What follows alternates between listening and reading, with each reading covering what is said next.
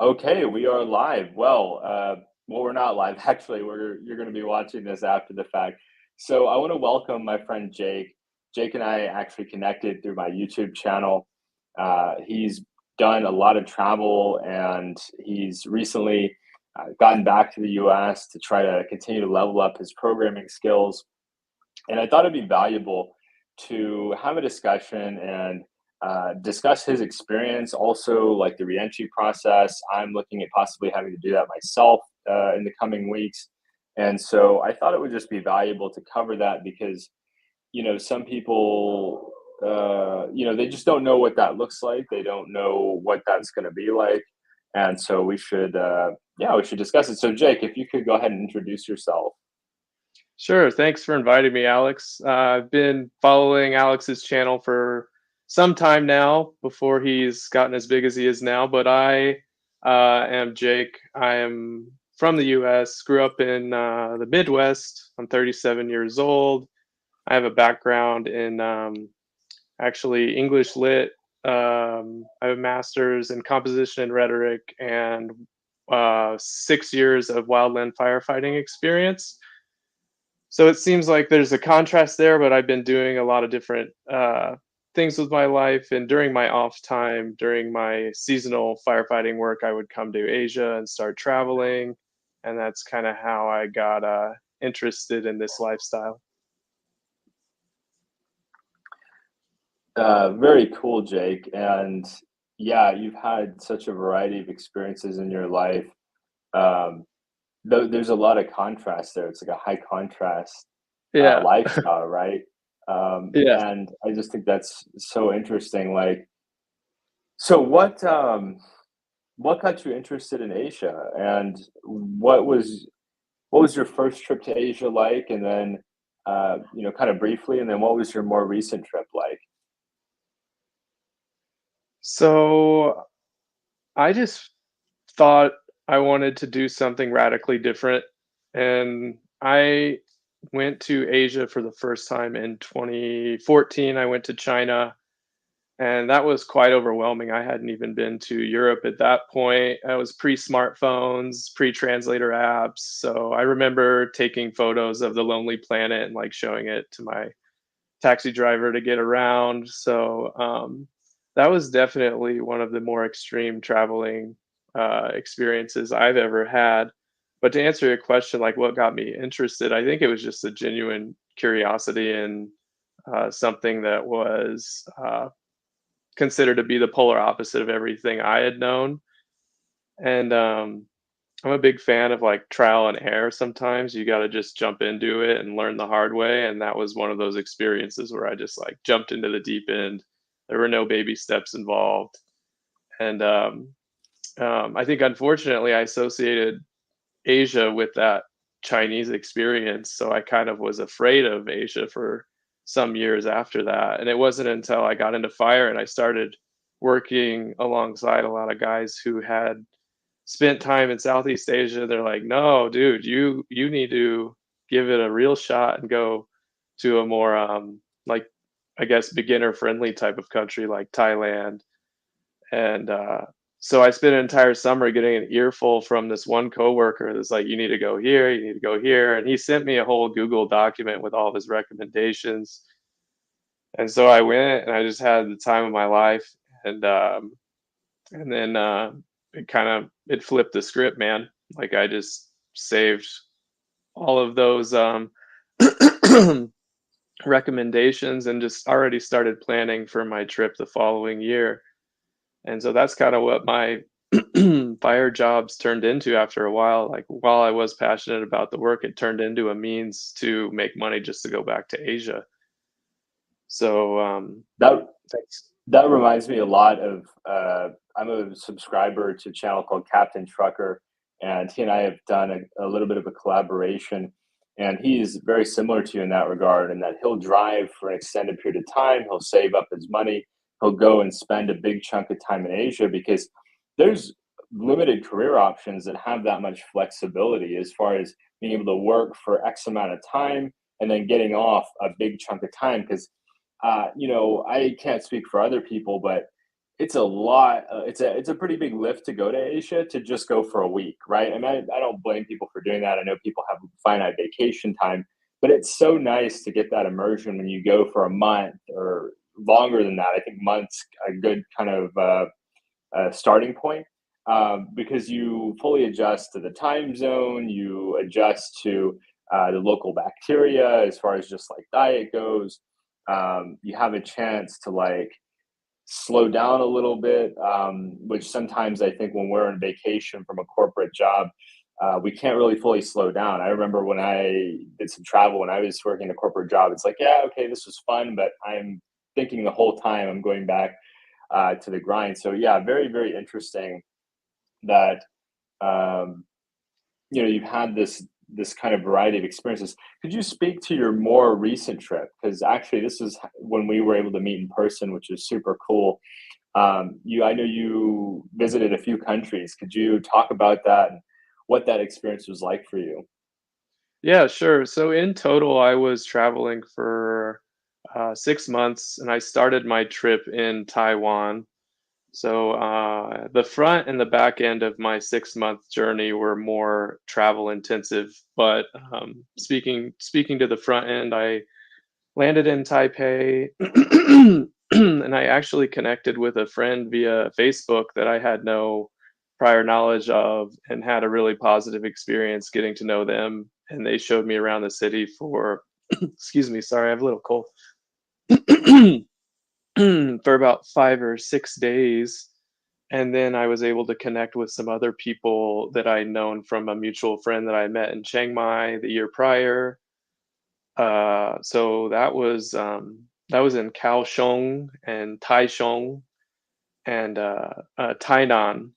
So all of southern Taiwan, I got to explore through their train system. Was treated really well, had some delicious food, and no real negative experiences whatsoever.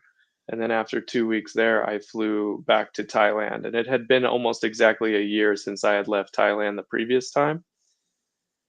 And I lived in a apartment on near the En Nut BTS station, and commuted to a school that was near Plonchit stop, where I was taking entry level Thai speaking courses with 8 other students, all from Asia. I was the only Western person in the class, so as expected, they were more than kind to me and kind of took me under their wing. And it was just a really cool school. I think I was paying close to like 225 for the month package, and really intensive, 3 hours a day, 5 days a week.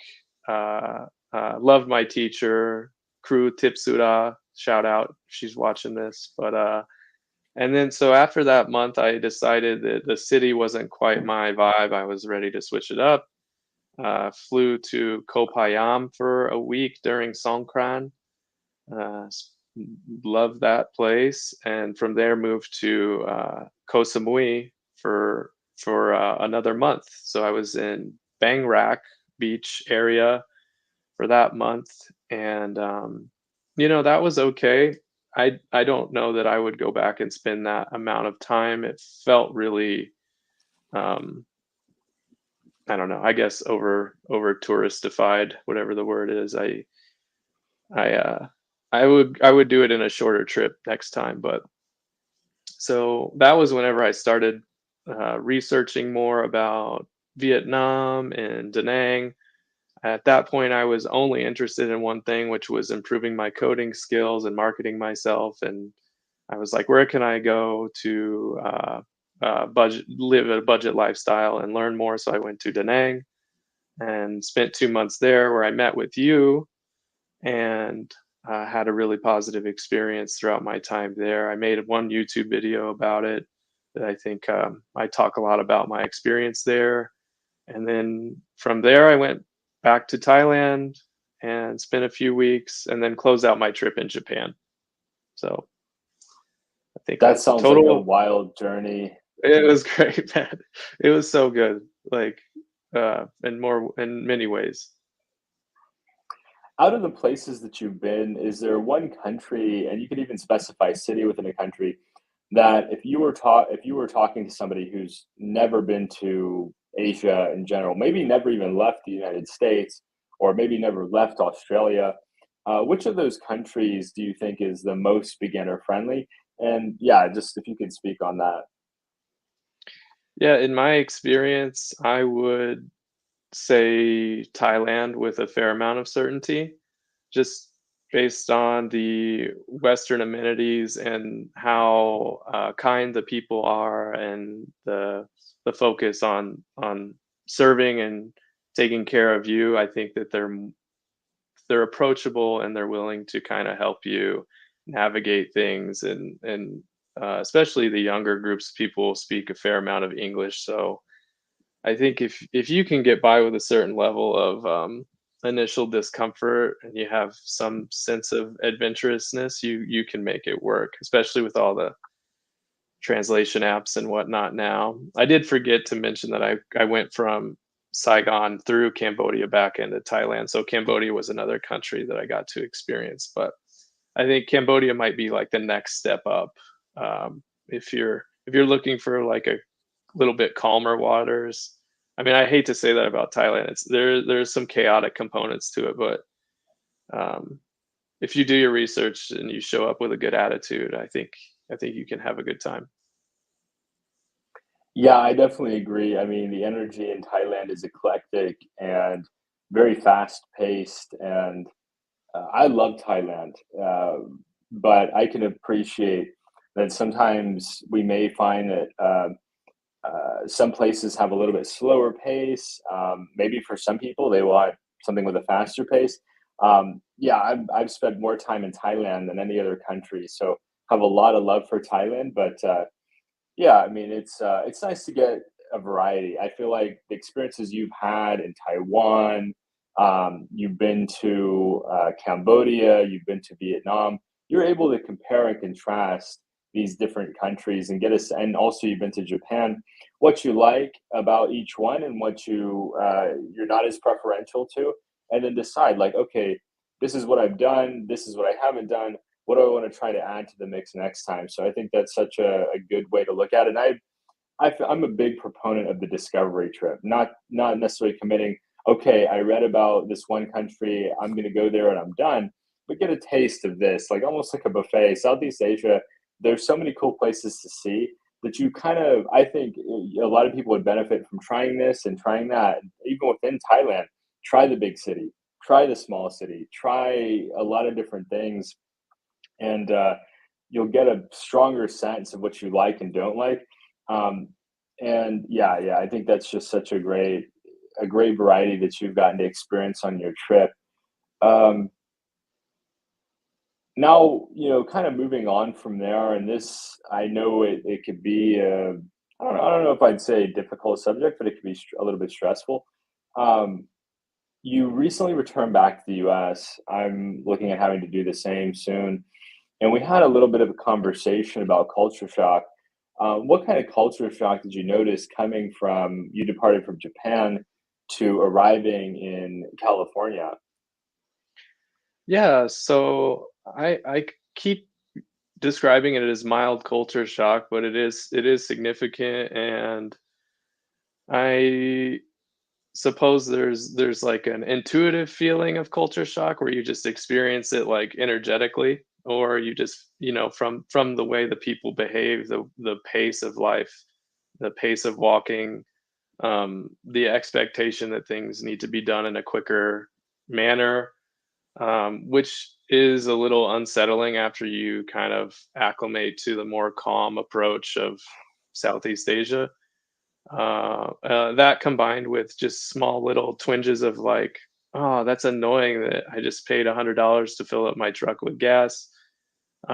So you just feel like you're hemorrhaging money, which you don't feel that way whenever you're in the American fishbowl and you're swimming it. Well, I suppose you could, but just when you have the comparison of being in Asia for 6 months coming back, that's one thing that I experience. And I think that the people tend to be a little bit um, what's the word, like abrasive. You notice things a little bit more, and there's like just this expectation that you have to be a little more callous to either judgments or like maybe harsh words or whatever. Like for instance, I was called wimpy by a barista for buying a chamomile tea rather than a espresso shot. I was just like, okay, well, that would definitely never happen in Vietnam. But things things like that, you're just like, oh yeah, yeah, yeah. I gotta have my guard up a little bit, and then um, you like people talk louder, people talk faster. So that those are kind of the original noticings, you know. Yeah, I definitely have noticed that too when I came back from Latin America several years ago. Unfortunately, I'm sure I'll notice it, whenever I make it back from this trip.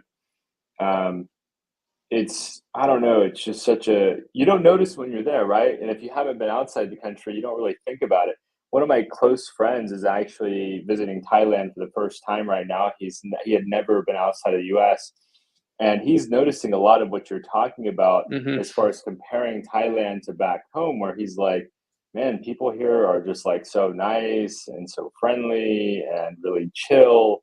And I think about, being in the work setting and getting constantly corrected by leadership. No, do it this way. No, do it this way. No, do it this way. This is wrong. This is wrong. This is wrong.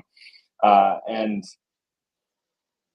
just not having that experience. Now, some of that, of course, is that we're not working in Thailand. We don't have permission to do so. Um, True. but The other but thing some I'll of mention, that, yeah.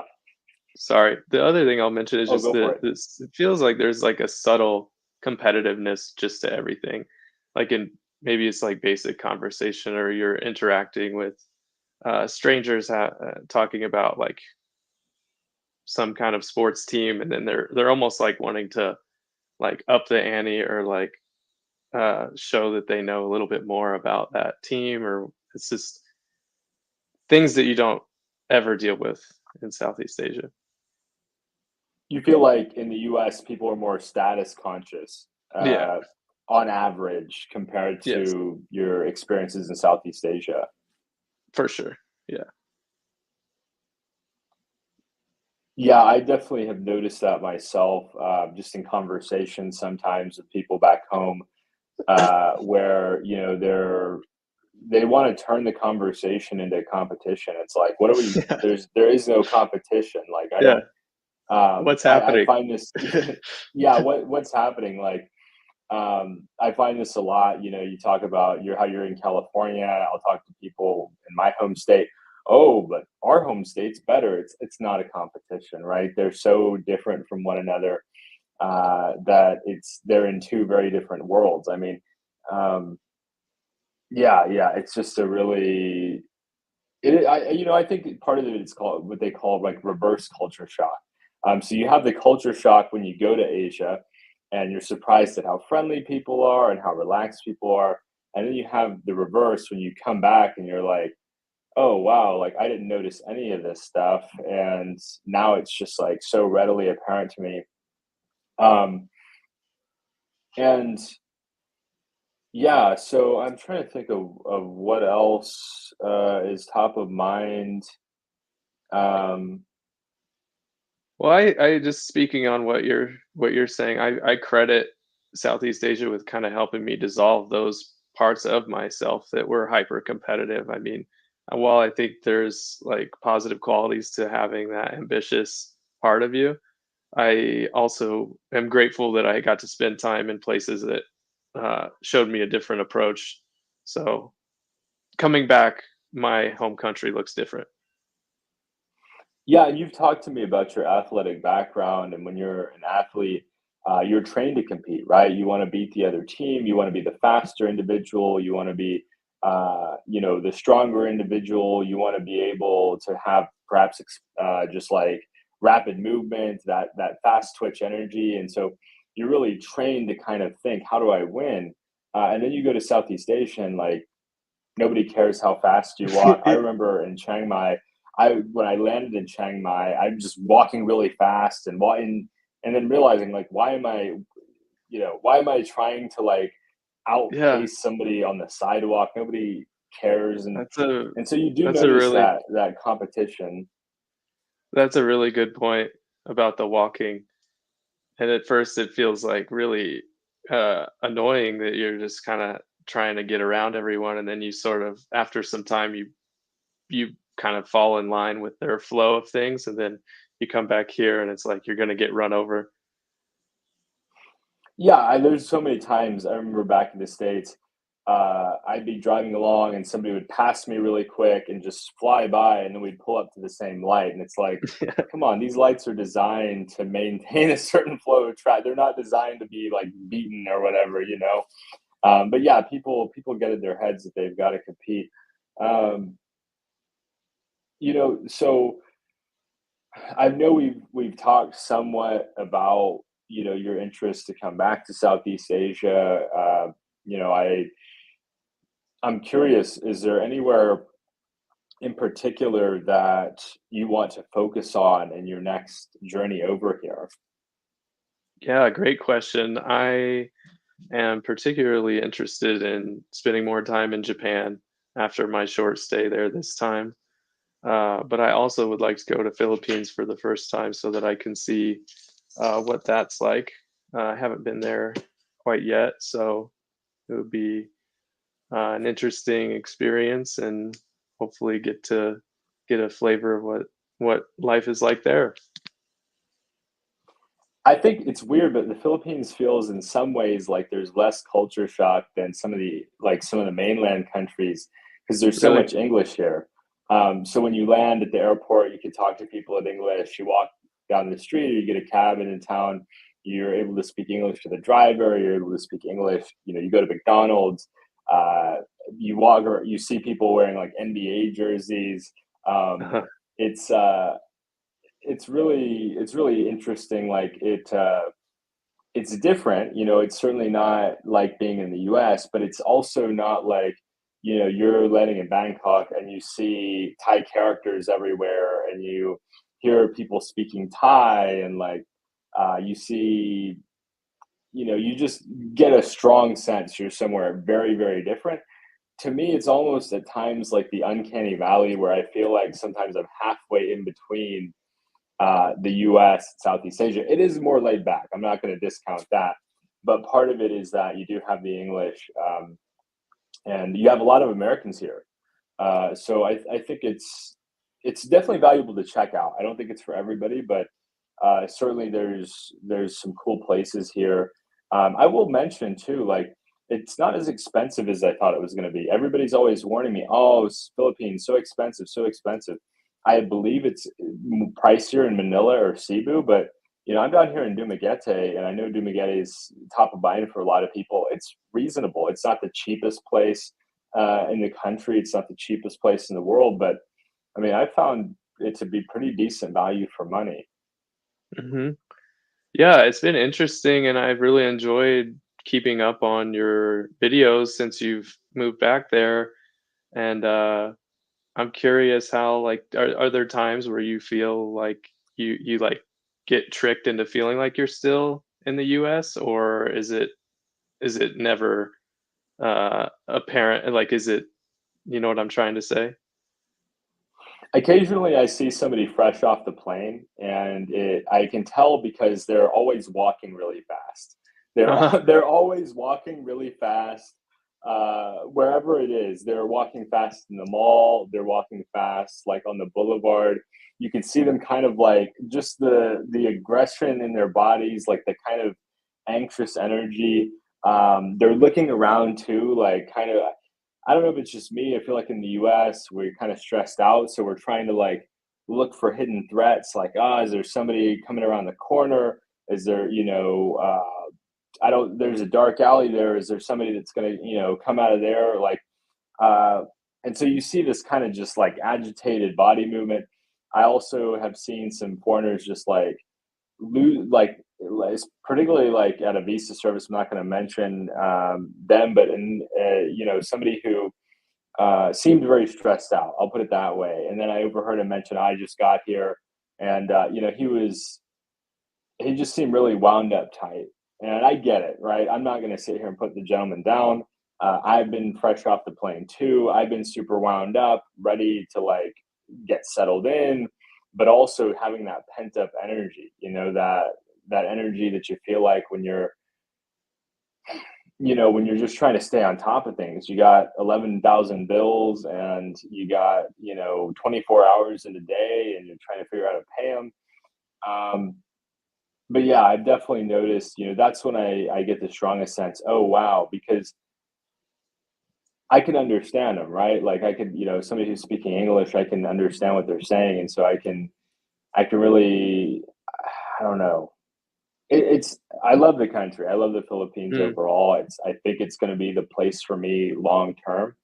yeah. Presuming, I'm able to maintain a compliance with the visas, which I believe I'm capable of doing, but it's, uh, it's also, it's closer, right? Like if you want to fly to California from the Philippines, you're talking about you fly to Manila and then it's like 12 hours to LA.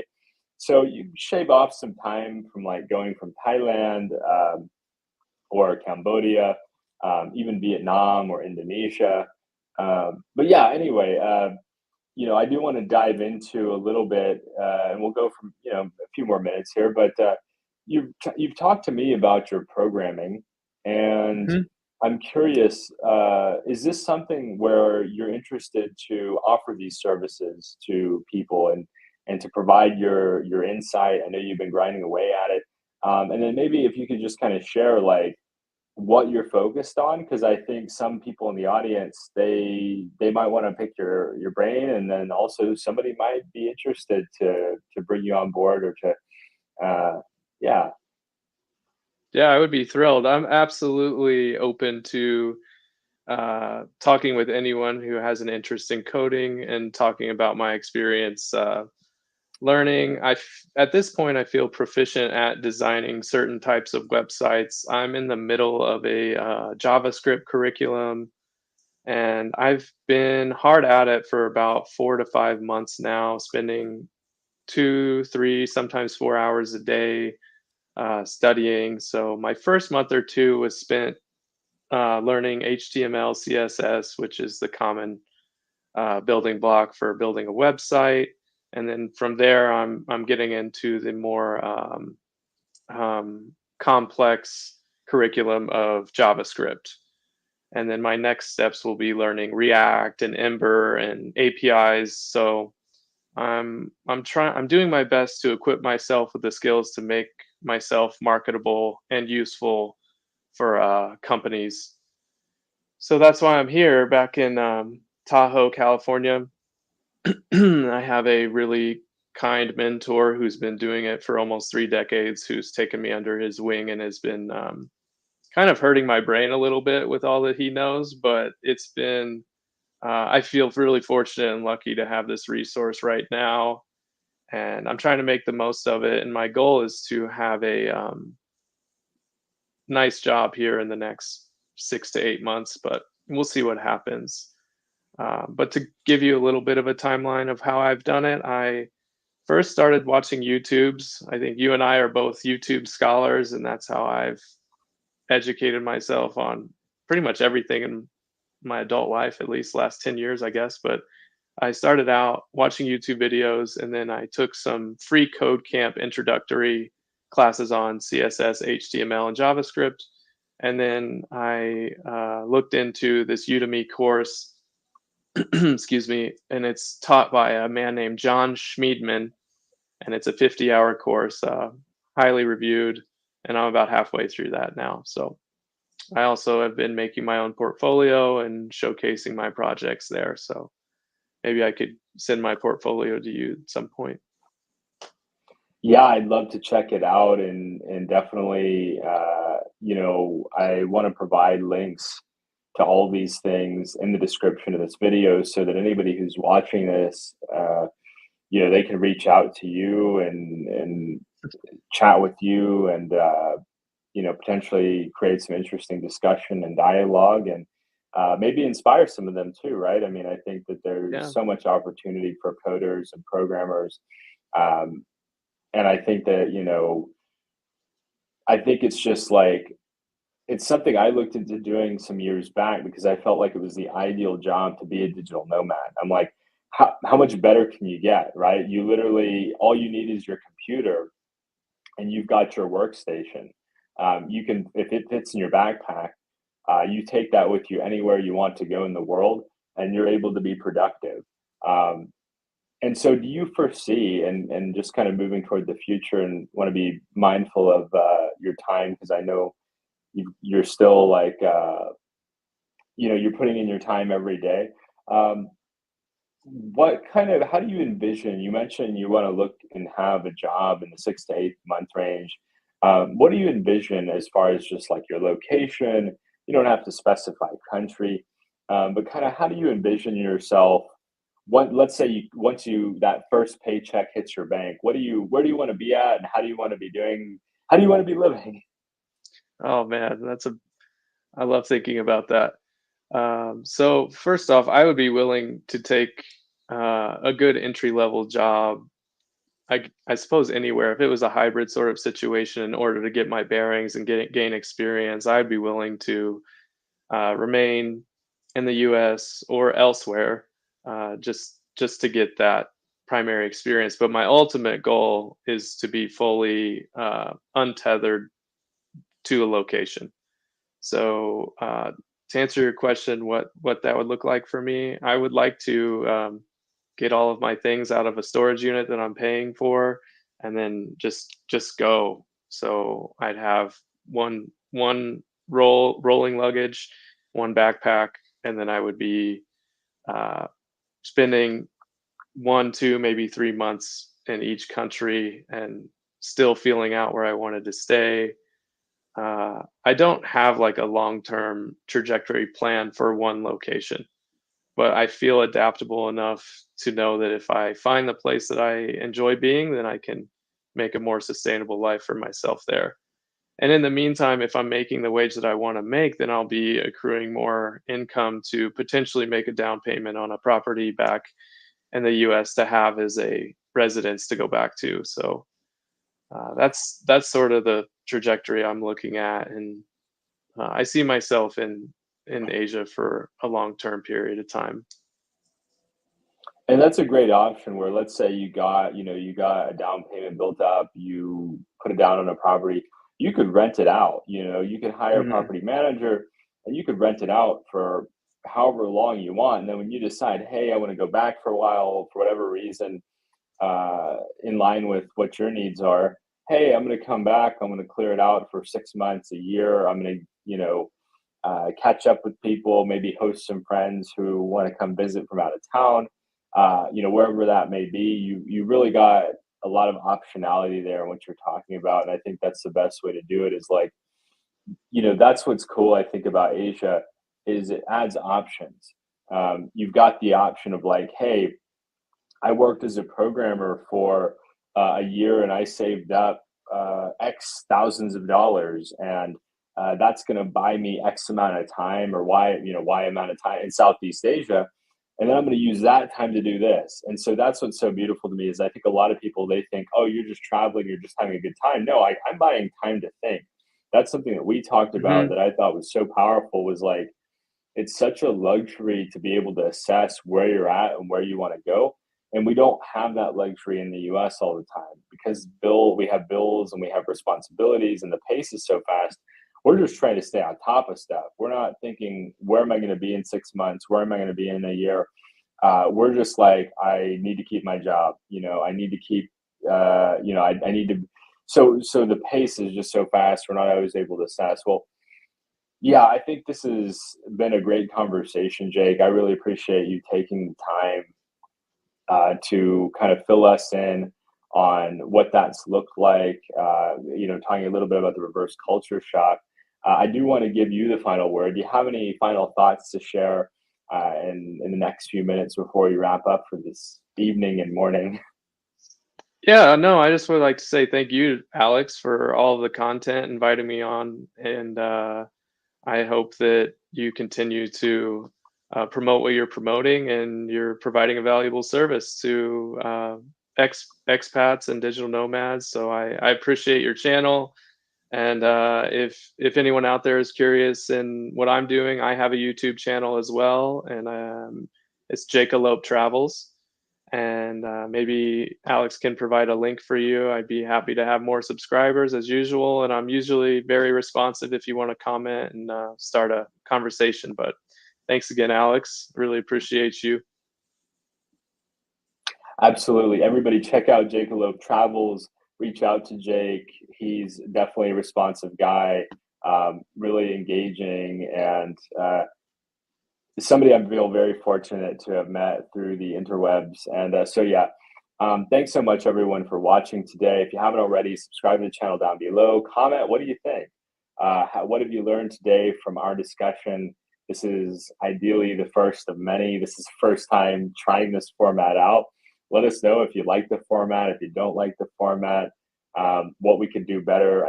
I think feedback's a gift, and I hope everybody has a wonderful day or weekend or week ahead, wherever you're at, wherever time it's at, and we'll see you soon.